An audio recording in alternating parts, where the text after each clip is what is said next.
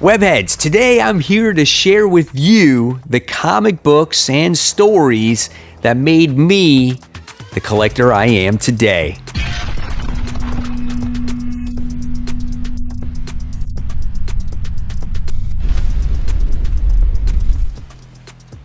Hey, all my webheads out there, welcome back to Comic Book Corner 2.0. And fans, I am your host, Mike Spider Slayer, always helping you make decisions on what comic books to buy. But today, guys, I'm going to be telling you a little bit about the comic book stories or issues or series that really made me or shaped me into the comic book collector that I am today. These books are books that I will never forget and probably never sell out of my collection because they just mean that much to me. Okay, so hopefully you'll enjoy this week's little topic video. It gets you to learn a little bit more about me on a personal level, again, on why I collected these comic books. So let's get started.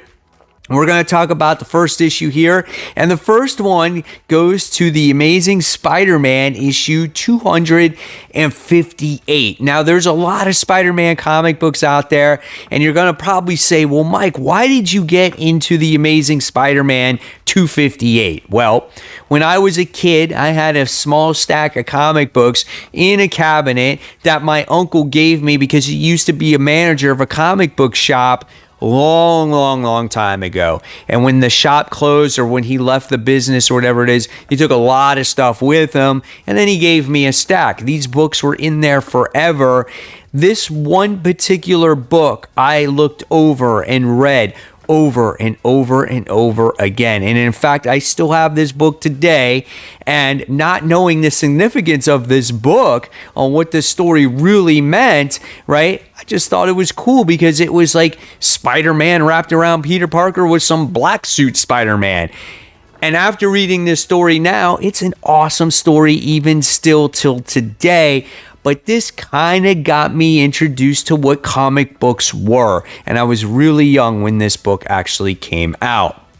All right, so the next book we're going to be talking about on this list is Teenage Mutant Ninja Turtles issue 5, the second print. Now, what's the significance to this book?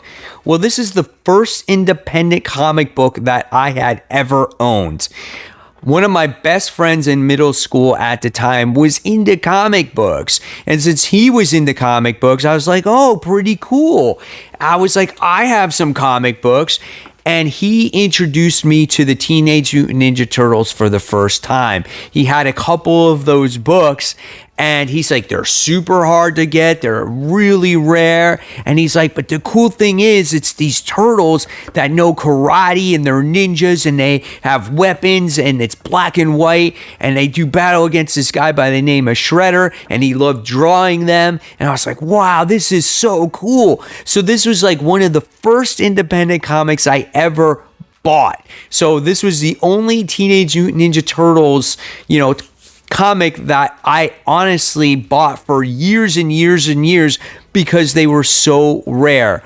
But later on down the road, I was able to get the series Tails Teenage Mutant Ninja Turtles, Archie Teenage Mutant Ninja Turtles issue 1, and it got me into the Teenage Mutant Ninja Turtles. So again, because of this issue is the reason why I love the Turtles so much.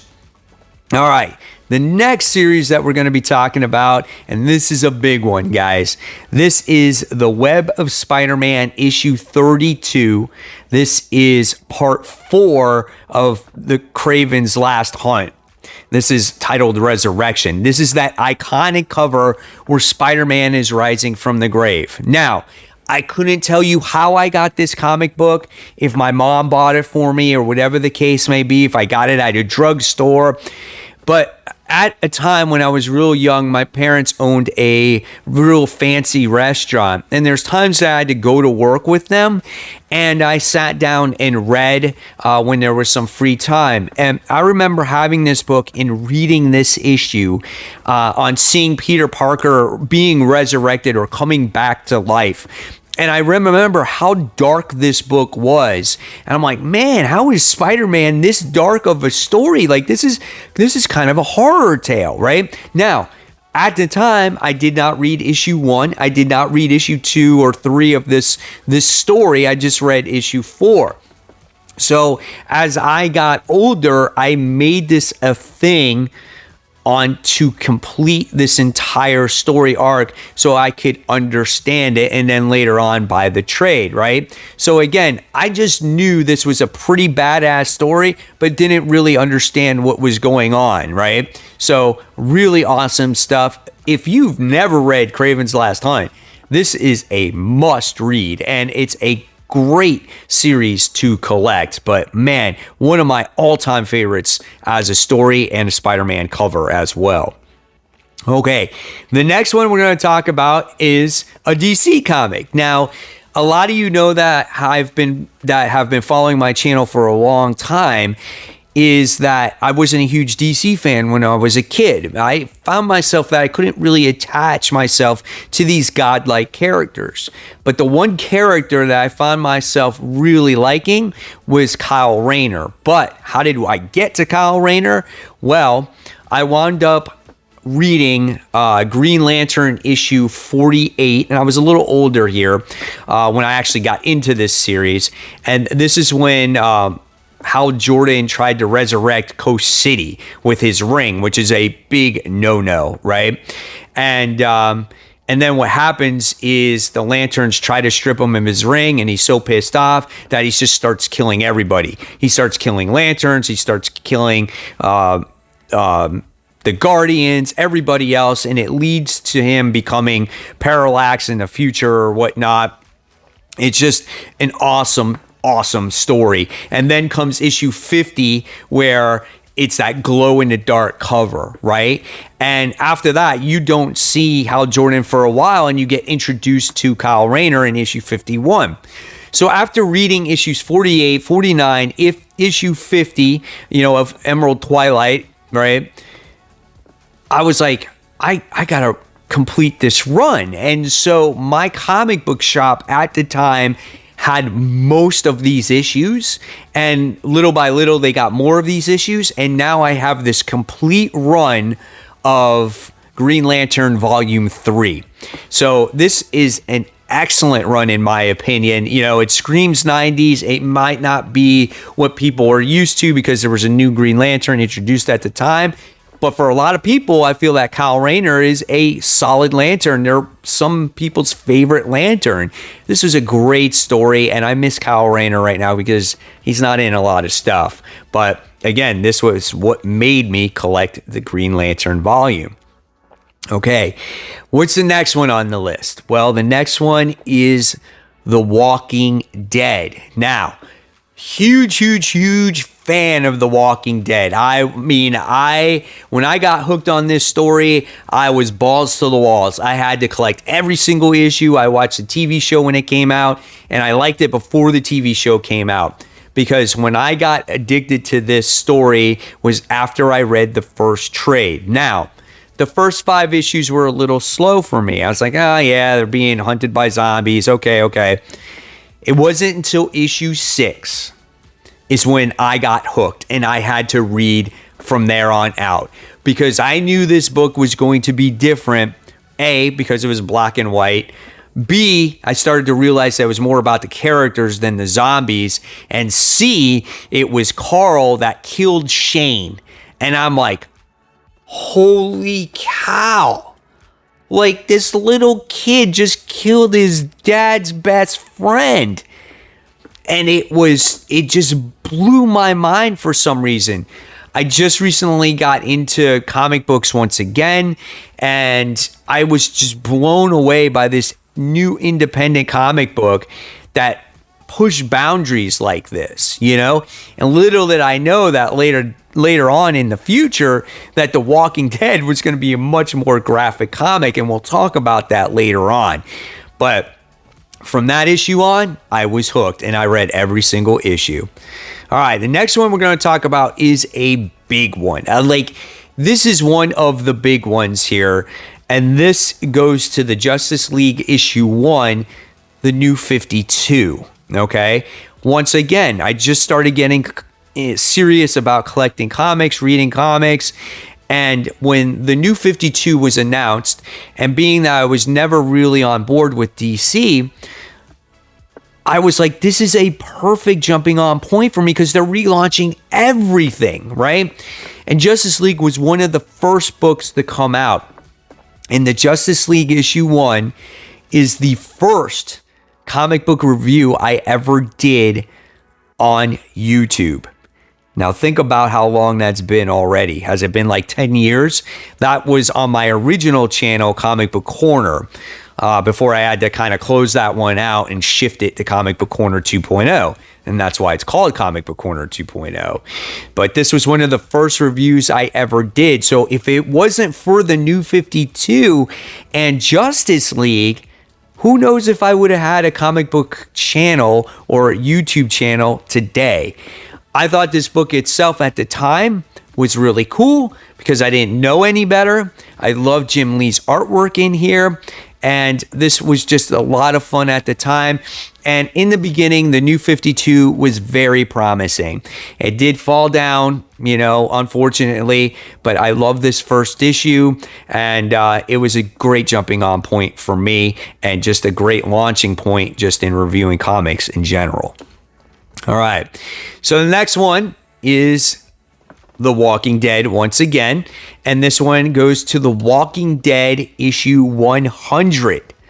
This book was at the height of popularity for The Walking Dead. Everyone and their mother had to pick this book up. There was this mystery character. We knew something was going to happen, and the biggest thing that ever happened was seeing Glenn die. Not die, but mutilated by Negan, right? And when I saw this on the pages of this comic book, I never saw anything so disturbing in my life.